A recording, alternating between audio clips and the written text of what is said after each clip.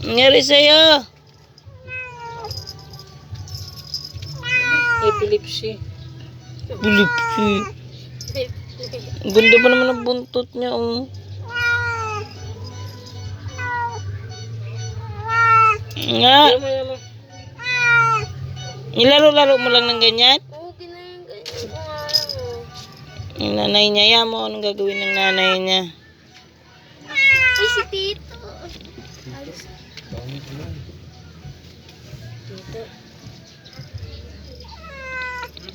Yung mo rescue yung nanay niya.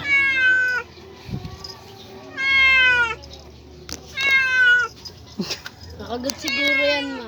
Oh, nakagat. Cholo. Ang naglalaro pa nga yan kanina eh. Nilalaro ko pa yan eh. Pagkakyat mo?